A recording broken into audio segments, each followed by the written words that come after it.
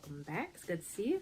I'm back here today to talk a little bit about online dating and my experiences. I've had some pretty crazy experiences over the years, and I just thought maybe you guys would get a laugh out of them.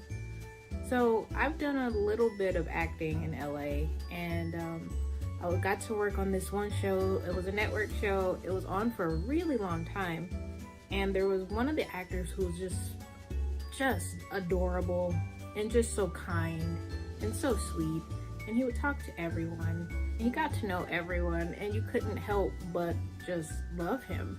And so at the time I was actually on Match, so I was on Match.com, and I remember one week I came home and I looked at my matches and he was in them, and I'm like, okay, this can't be right. So I go to the profile, I'm going through it, and I'm like, I'm gonna figure this out. I'm gonna get this all handled up. And this can't be right.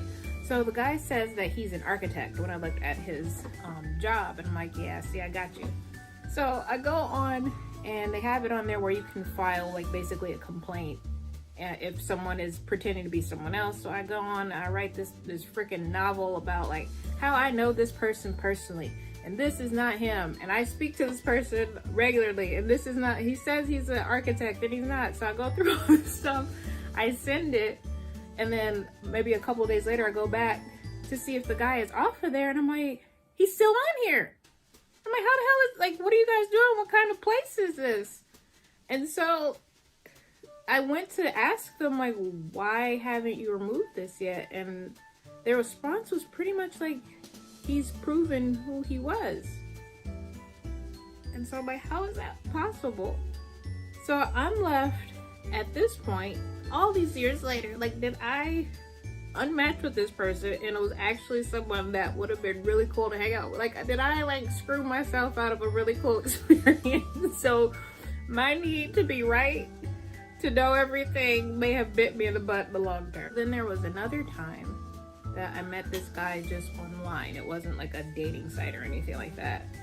And at the time, I've always hated driving. Driving out in LA is just, it can be torturous. It's scary as hell sometimes, and I just never, if I didn't have to, I didn't want to drive at this point.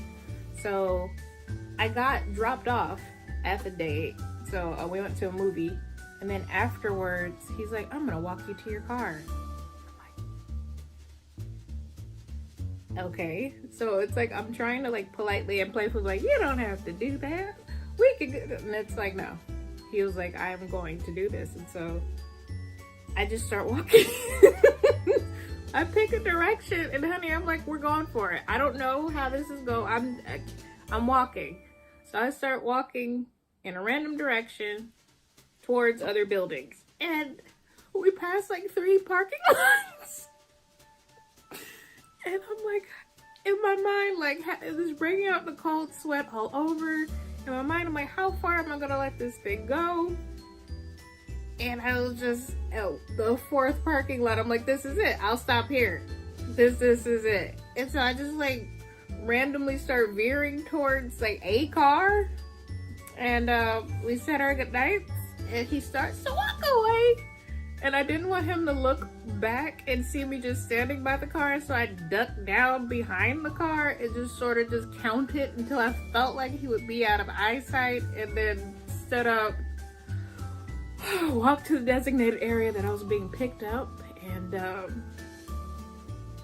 saw my life flash before my eyes slowly. You can't help but feel like spectacular when you lie about having a car at the time, and you're sitting in a dark parking lot next to someone else's car that you hope does not come out and see you standing next to it. And then lastly, I met this guy on plentyoffish.com. Don't ask me why I was on there. I do not know.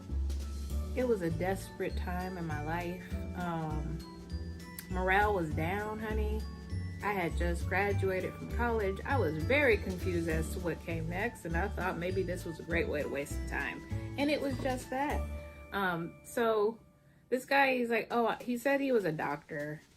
And he's like, I work at, it's like a big, like, general county hospital we have out here. And I was like, okay. And so he would, like, what tipped me off that something was wrong and that this was all probably a not so elaborate lie was that every time he texted me, it was always like, just got out of surgery or just did this medical thing. It was like, okay, that's cute if you're a doctor, but it's like, how many times did I just catch you saving a life? It just didn't sound right. And I quickly started to realize that this man was a complete liar. I had no idea what he looked like, and I was pretty sure he wasn't a doctor. He was just an insomniac, and he had picked me to help him through his rough times. So the sad part is I didn't immediately stop talking to him. That's what chills my bones at this point, because knowing all of this, he was better than nothing. Even though he was very much just that. He was a big lie. So I talked to this man. For at least 2 months, realizing it was all a lie the whole time, and just kind of was getting entertainment out of like, what will he say next? Where will this go next? It was never anything like sexual. It was just very much like he just needed somebody to talk to, and I guess so did I. So I guess we all won in that one. You know, everybody found a respite from these harsh times in these cold streets. Anyway, guys, that's my stories. I hope you enjoyed them. I am still out here looking for something real. Y'all wish me luck. If you like this video, please like and subscribe, and tune in for more. Have a good one, guys. Bye.